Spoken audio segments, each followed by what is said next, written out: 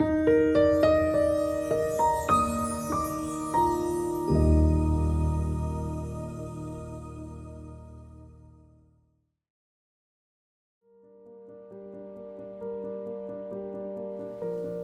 extraordinary happened to me in 1981. I was only 19 years old, and of all things, playing a song in my college marching band. It wasn't a religious experience, even though we were playing a special arrangement of Amazing Grace. It was something about the music. It was so emotional and internal and profound. I will never forget it. The IUP Marching Band still plays that song arranged just for them all these years, since 1981. It is their signature piece, and I get that same feeling I had when I was 19 every time I hear it, every time. I wanted to make this film because I felt so many years have gone by since that first night that we played Amazing Grace that the present members of the band might not know what happened, how it changed us, and why it'll probably change them. I wanted to tell that story for them.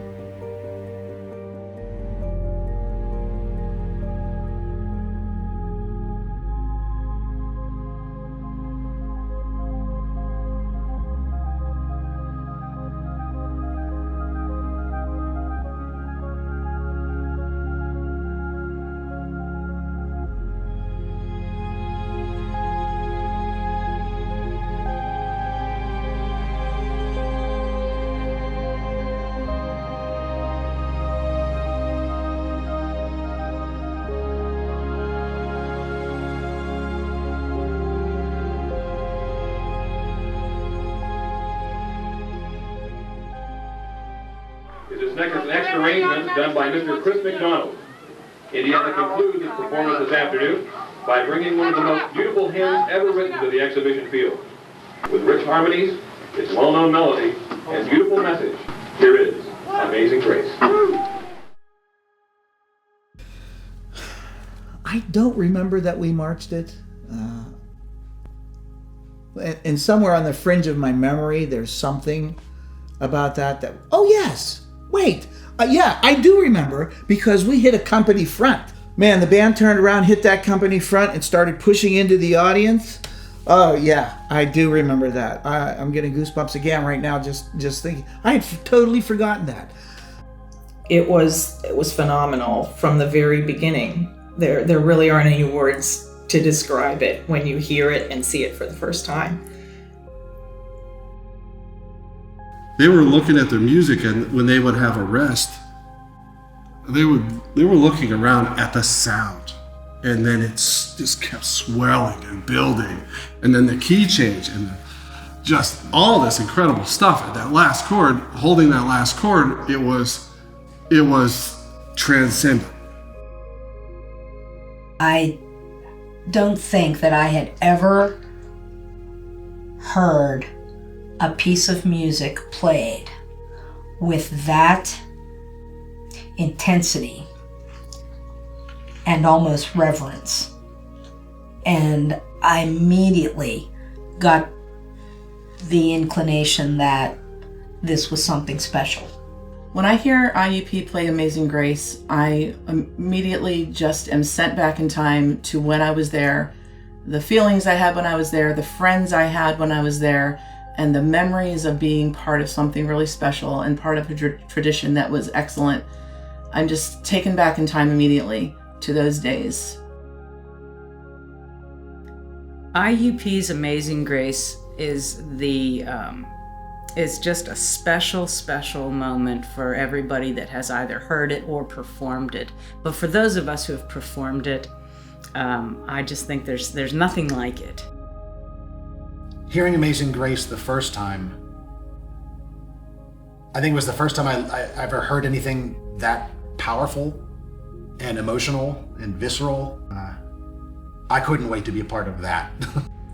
There is no piece of music that I've ever had the opportunity to perform that has affected me more that Amazing Grace has, and it still does to this day, and it probably will tomorrow. I was just blown away by the size, the power, the musical impact, the drill design. I just was blown away, and I knew I had to be there, be a part of that. That moment changed my life. I knew right then and there that was it. I was going to IUP and I was going to be in the marching band, and there wasn't anything that was going to stop me from going. I was never not going to go. I was going to do everything I could. And I literally sat in Fisher Auditorium in the front center stage and just heard them play Grace. It changed my life. I knew that I had to be a part of that. When they play Grace that first time, there's an energy in it that just everyone kind of feels, but it's like an unspoken like feeling and like vibration between like everyone. Most people that are a member of the band have heard the band play before they were ever a part of it, and that is a reason. And that was their selling point. It was because they heard Grace. They heard the band. They heard just through music and the sounds, the power that's behind it, the work that was behind it, the friendships, and it's just something instantly that you just want to be a part of. It literally took us to a new place. I think it was a pivotal moment in the life of that marching band. I didn't think about Grace becoming a tradition, but I should have. Because nothing that feels like that goes away. I don't think anybody knew what was going to happen with Amazing Grace. I don't think anybody knew that it was going to be continued to be played year after year. I don't think anybody knew the impact in the lives of those, not only who played it, but those who heard it. Nobody could have known then what it was going to do.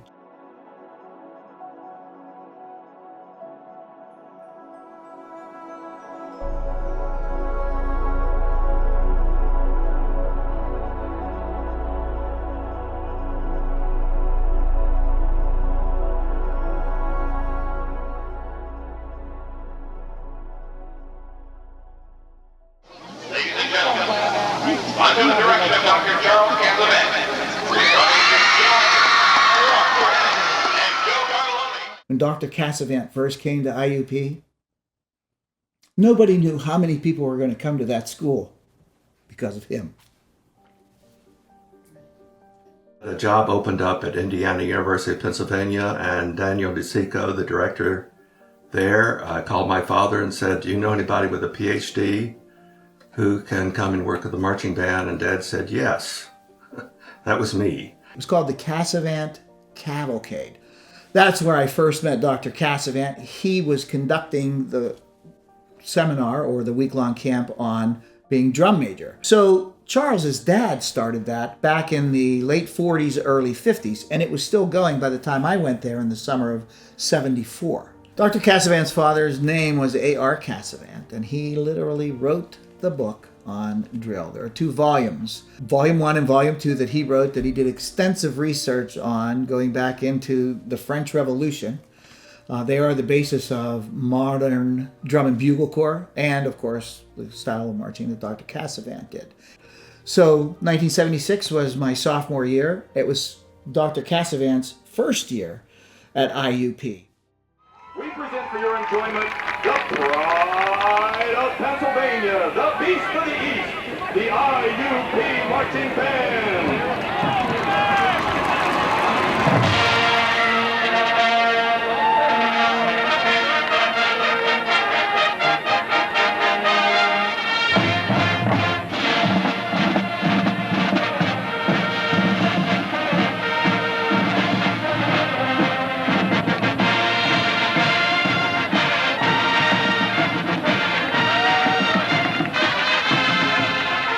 So you had this Southern gentleman with a very stern personality, very quiet.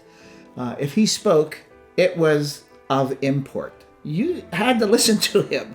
And he made you listen to him, and he made you want to do what he was asking you to do. He didn't speak a lot. When he would speak, everybody would kind of lean in and just listen. Students sense when you don't know what you're doing. And I kind of did. I've been on the road so long with my father. I had been around marching bands so much with my father and been teaching with him and learned so much from him that I was pretty confident. I can't be terribly boastful about the fact I knew what I was doing when I walked in.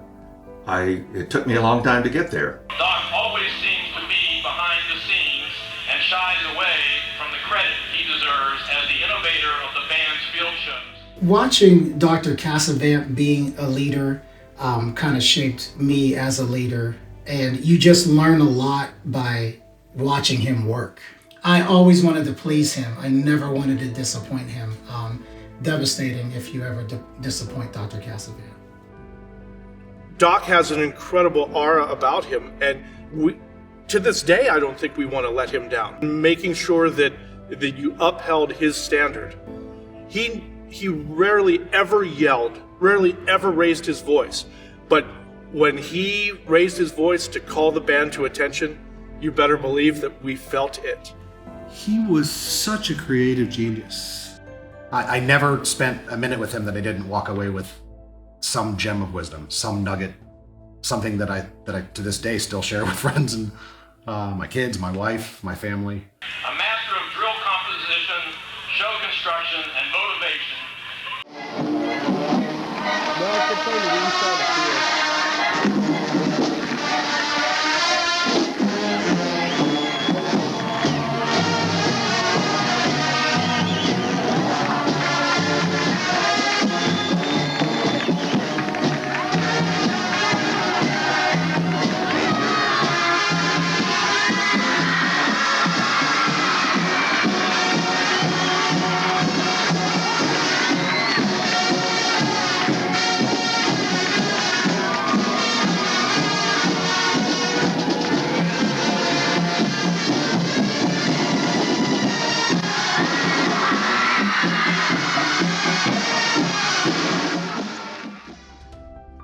I'm so grateful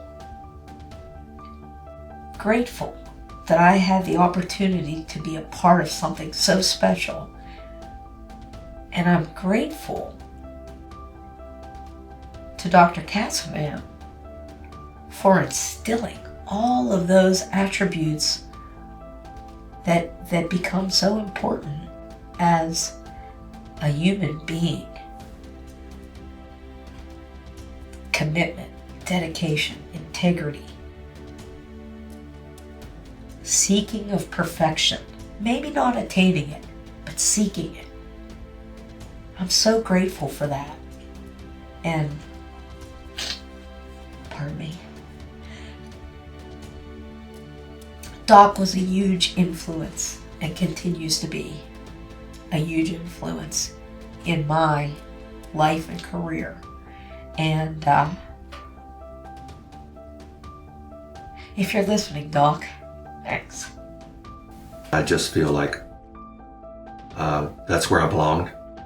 If that's what you really are, if you're doing the occupation you're meant to do, then you don't think of it as a job anymore. It's you.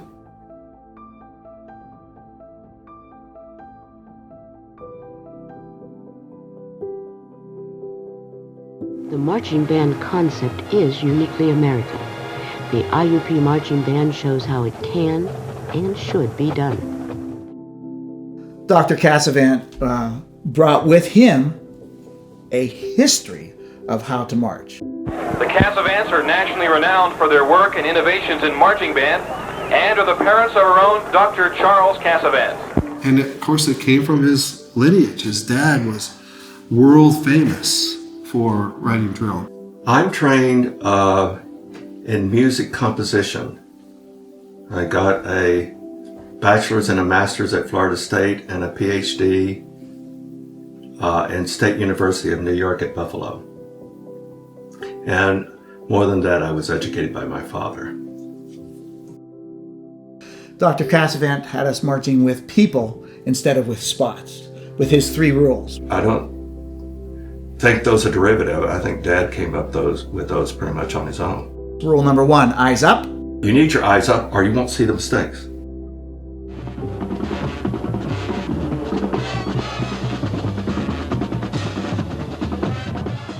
Rule number 2, stay halfway between 2 people, which was genius. That means you're aware of what's going on around you. You can't do good drill by yourself. Even if somebody was 2 steps ahead, if you were in the middle between them, the line bent, but it never broke, which was great. And the 3rd rule was physically, don't anticipate. Don't anticipate. That's a really hard one. Mentally, you're always anticipating, but physically, don't let the audience know what's coming next. You don't get ahead of the note. You play it with everybody else. Don't play it too late or too soon. You play it with everybody else.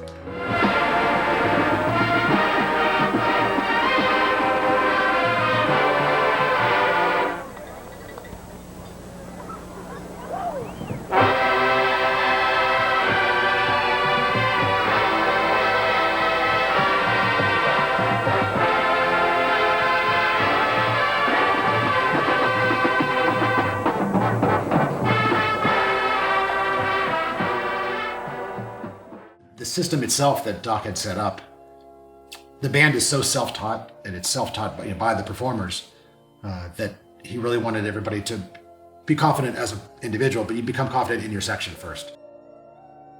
Very first year, I believe, I decided,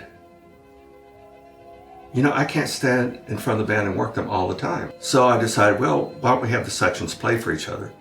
And let's compete. Now, I don't want to judge, so I'll let the section leaders judge. Daniel DeSico, I said, we need some kind of prize that's not lasting. It's just not terribly. He said, I think he's the one that recommended zucchini. I said, yeah, we can paint it gold. So the grad assistant went out and got a spray paint. We painted it up. And it didn't do what I thought it was going to do. It became terribly significant. I know section leaders that still have it in their freezer. I thought maybe, it was risky. A zucchini, who cares? They're just going to treat it, silly. It's just silly. Not from the get-go. Not from the get-go. It was never silly. It was always dead serious, This poor little trophy that you can't put on the shelf because it will rot. Yes, I very much know the tradition of zucchini. Something more to it, certainly, than an inter-squad competition for a vegetable. There was a pedagogy to it. There was a reason. There was a purpose beyond just the funny name that was this competition. But there was the sections were actually able to learn part of the drill. And all of a sudden, on Friday, you put it all together, and you didn't realize all the different cogs and wheels and everything Doc knew. The zucchini competition at the end of or throughout band camp was amazing. The drills that each section did to build that esprit de corps, they were fantastic.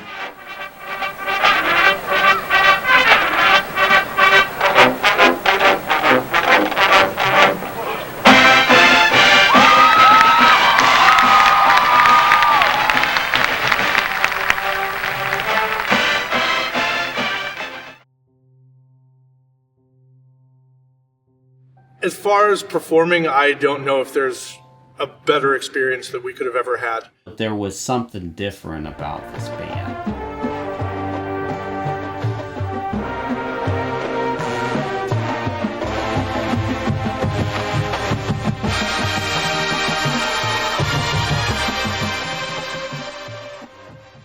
It was from the minute you saw them.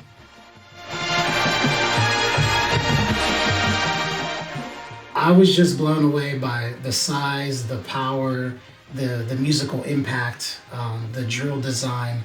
I just was blown away. You have to please an awful lot of people. Yeah, the band has to be pleased. There's no way you're going to have a good band if they don't like the music.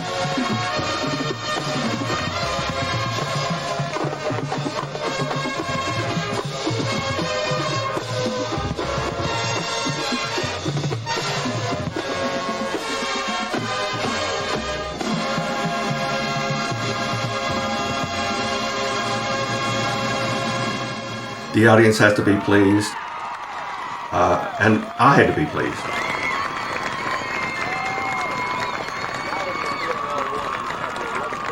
And that's whenever you're picking any type of repertoire.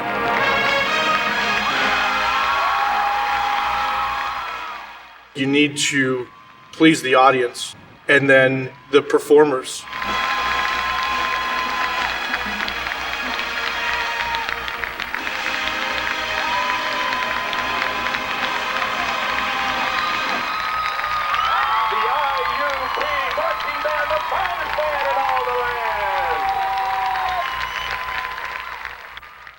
It certainly starts with the arrangement. Chris McDonald, I found him through my father. He already had a considerable amount of fame. He worked in Nashville and worked for some pretty big names. I always wanted to be an arranger. When I got in college, I found out I could make money by writing for local marching bands, and that helped me through college as an extra way to make money, and followed me after college for a few years. And that's where I first was approached by Charles Cassavan.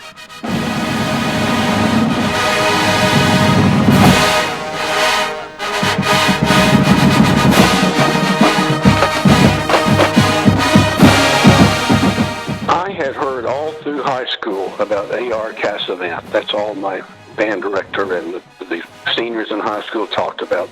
Cassavan. He was the legend of marching band and technicians, and I was fresh out of college. I got a call from Charles Cassavan, and I thought, wow, this is Cassavan's son.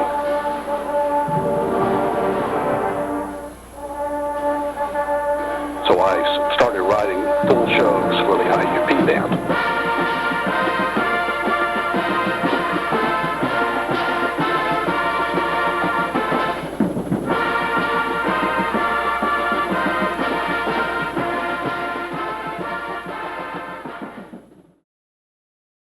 The band will begin its field exhibition with music from Paradise Theater by Styx, with AD 1928 and Rockin' the Paradise. I do remember writing a Styx show. I couldn't tell you what was in it, but I remember it was fun. You know, music was a lot of fun.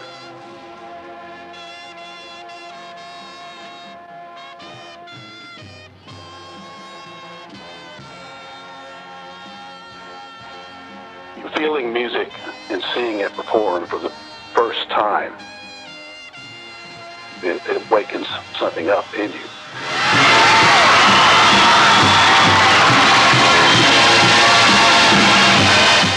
The IUP marching band had a certain cachet.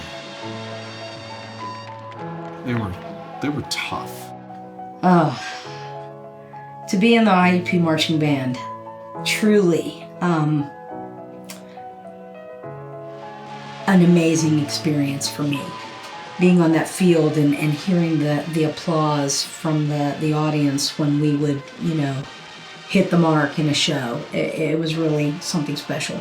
I remember the show, the band shows, the people cheering and yelling. We could be walking by and they would be screaming and yelling, and they were so happy that we were there, and we felt like rock stars. It just made us better performers. We wanted to do that for our audience. So 1981 was the first time that Amazing Grace had come to us. Here it is, Amazing Grace.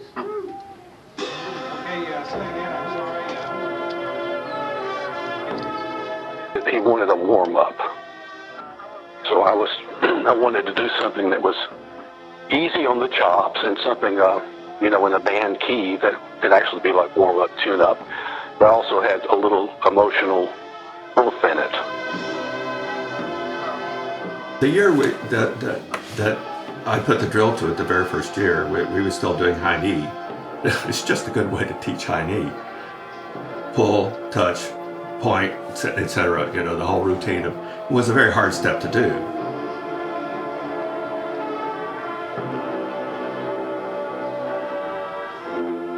Only IUP had this song.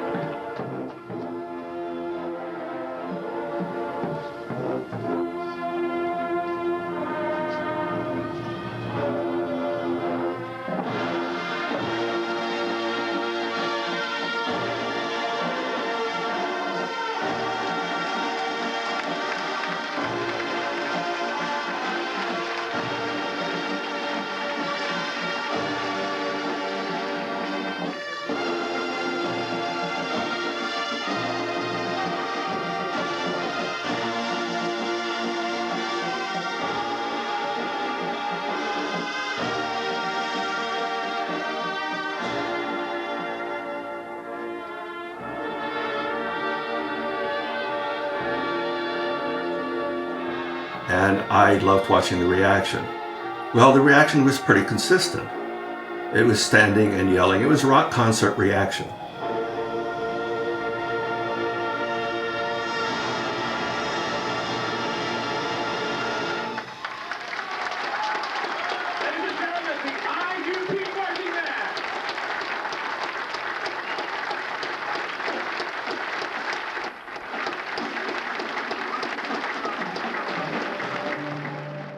And so it's like the pearl in the center of the IUP marching band experience from 1981 on. It was there. It's been there, and it probably always will be. It became so much a part of the band that people came in and out of the band because of it. They were drawn into it, and then experienced it, and then left with it. Every time high school students would watch us and cheer, and they would get the same sensations, they would get the same emotions, they would want to be part of something that special too.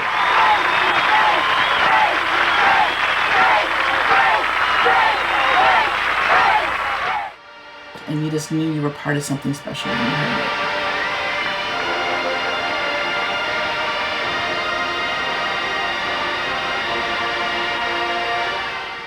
We played it in front of the Louvre. That's right. We played it in front of the Louvre, and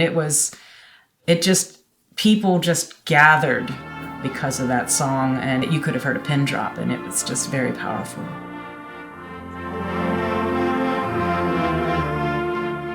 I was always amazed that the performers were able to have such focus and kind of do their job in performing it and bringing it to life and not be overwhelmed with the emotion while it's happening. Amazing Grace to me is the most memorable piece of music that I've ever performed. I wanted to be part of something special. And I saw something special when I saw the IUP marching band perform. There's nothing quite like that you ever get in your life. And you feel like you're part of something, like a legacy. So when we play Amazing Grace, we were instructed to take our hat off. Obviously, when we're sharing Amazing Grace with people, we're sharing who we are. I feel like when I took my hat off, people were seeing who I was. They had played it, and the sun was setting, and it was just beautiful. It was just, it's just one of those memories that I will remember forever. And just the silence before the first note of grace, that anticipation, it's a magical moment right before that hits. You can't replicate it. It's just something completely unique. There's just something that, is just kind of like boiling inside of you, and just, it kind of comes to life through Grace. Every year the band show is different, but every year they still play Amazing Grace at the end. Being the Amazing Grace soloist, I wanted to do it justice, passing on from trumpet player to trumpet player, by playing the solo and having it be that meaning and sharing that meaning of what Grace meant to me, to the audience and those that are listening to the band play as a whole. There was no plotting. There was no decision. It just happened.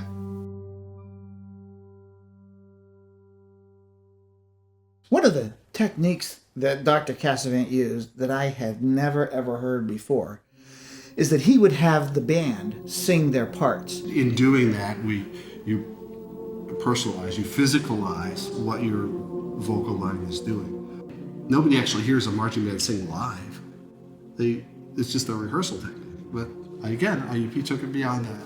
I specifically remember the band singing their parts. I'm getting goosebumps right now. To Amazing Grace. And it was so emotional. That may have been my idea, because the hosts were at Bradford and several other places were always so nice to us. In the cafeteria, either before or after a performance, whenever the band parent organizations would provide us with food, and whether it was spaghetti or pizza or whatever, we always thanked them by singing Amazing Grace. And the band moms that just fed us, they just broke into tears every single time. I have memories of humming and vocalizing Amazing Grace. Not singing words, but singing parts. But I remember loving when we did it because as a Guard member, not having a part to play, in those moments, we could be part of the sound. I couldn't believe the range of voices in the marching band because we weren't all music majors. I was not a music major. There were lots of people who were not music majors in the band. So it was phenomenal to hear that sound coming from those people singing that arrangement. I remember going to their cafeteria, and after we ate our spaghetti dinner and signed our placemats, and then we stood up in the cafeteria and we sang Grace. I don't think there was a dry eye in the house. I tell you what, I've been working with high school and college age kids all my life. It's what they do best. I've seen that those age groups able to show their gratitude and their sense of appreciation so well that it really affects people.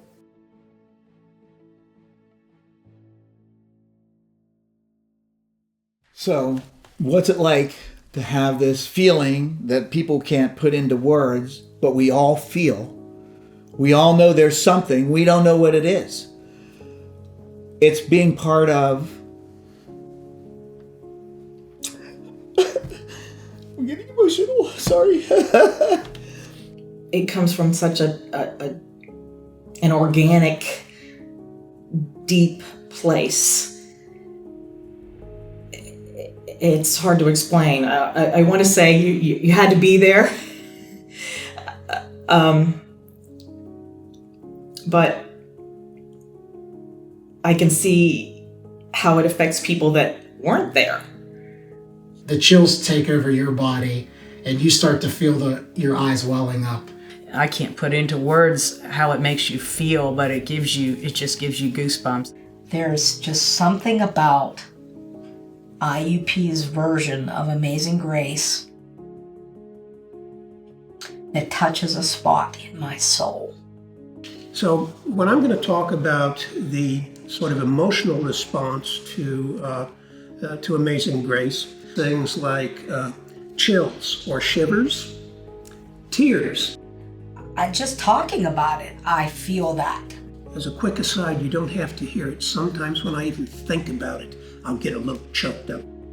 Why does it have that kind of effect, not only for the people playing it, the people who have been in the band, the people for whom they remember all of the kinds of things that they did in the band, but for the audience, for people like me, there's something unusual about hearing, the hearing that we use for music as well, that is more directly connected to some real primitive kinds of emotional centers than other kinds of sensory systems are. So, we've got a system that is going to react to sound. It's going to react to it very quickly. But most of the action is occurring in terms of interpretation of the sound and how you recognize it, how you expect patterns, and so on. And sound gets kind of put together in a way where you expect certain kinds of patterns.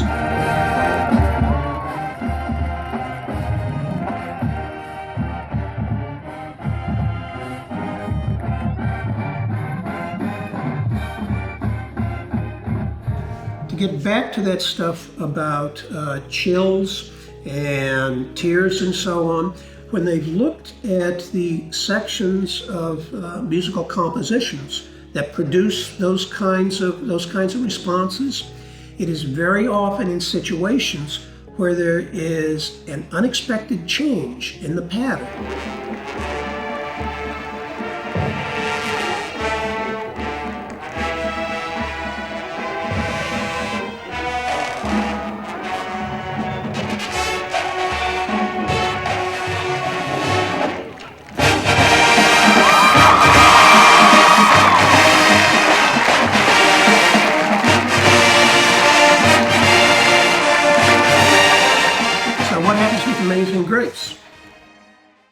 introductory part where the tune is played and it's relatively soft. It starts off in 3/4, like a waltz, but it's not a waltz.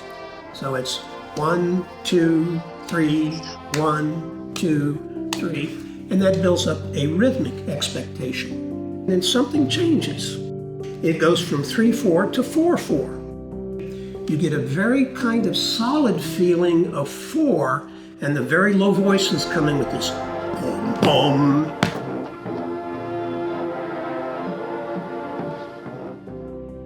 It changes rhythmically, so it's violated those expectations. I just know that when that band plays it, and they hit that center of the song, and then they start driving that melody, and the counter melody, it's just, I don't know why it has an emotional impact, but it does. I think that there's something about that particular piece that strikes a chord in folks.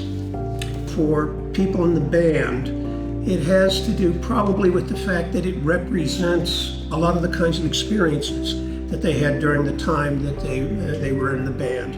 The music acts as a kind of stimulus or a prompt for all of those other kinds of things that went on as you were part of that group. It defined us in a way. The same thing with the word legend.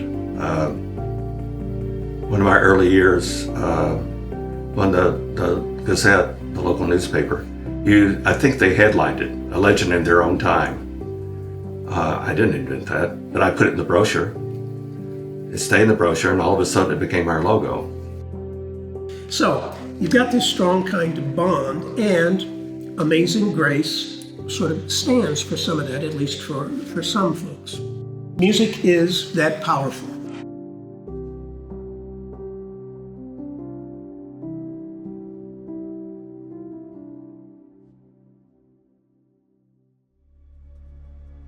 I believe grace is that common ground across all of us through generations of IUP, through generations of the band. And it is that point that we all can go back no matter what and say, hey, we did this together. This meant something to us.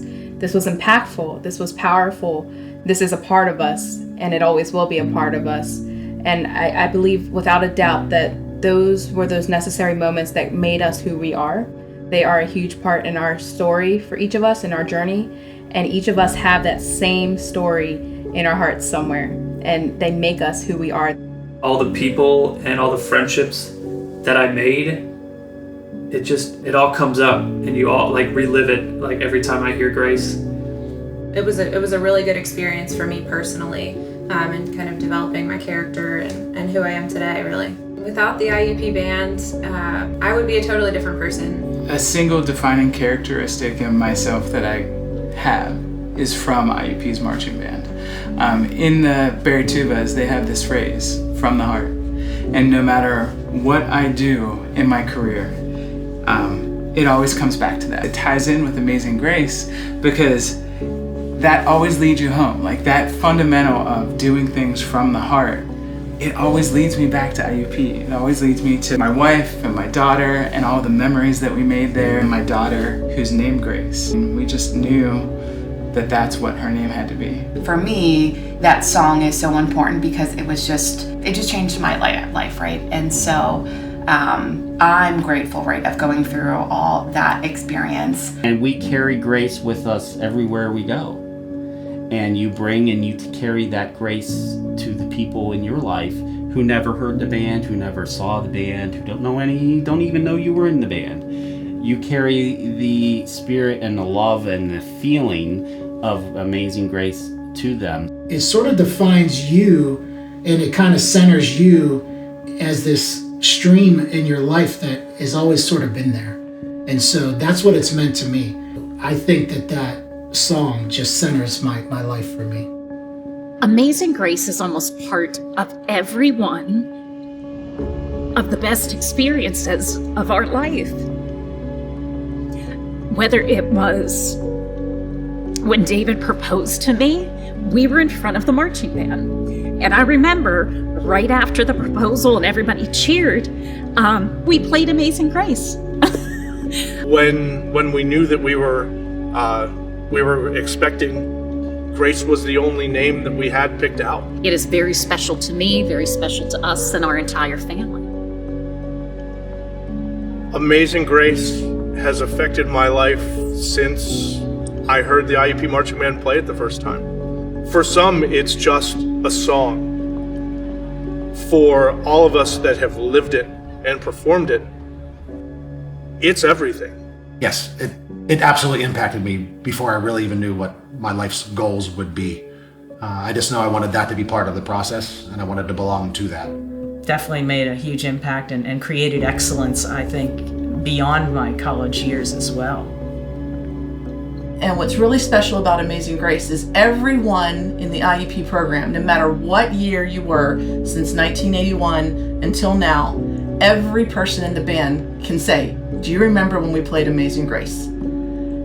And it doesn't matter if you were in the same decade or the same year, you all remember that. So when you meet alumni and they go on to do great things and you see them in their new lives as adults, as in the real world, and if you get to meet them, you have a connection beyond just being an alumni of the same school or alumni of the same band.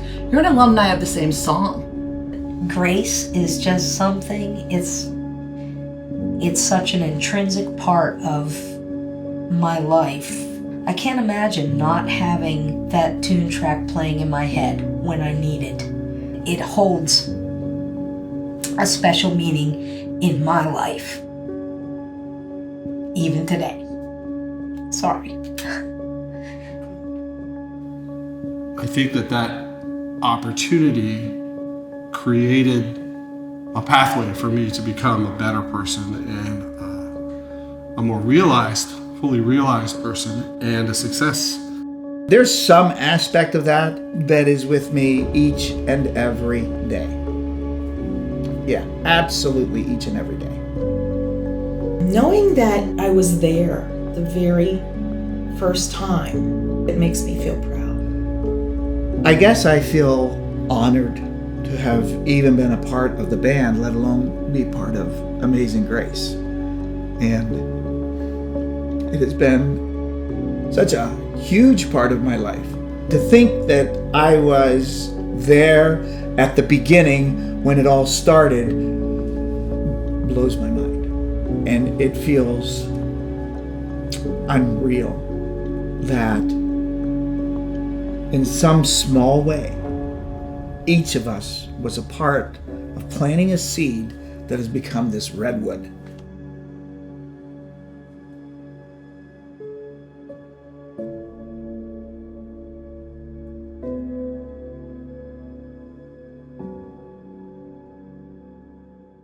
And now, Amazing Grace.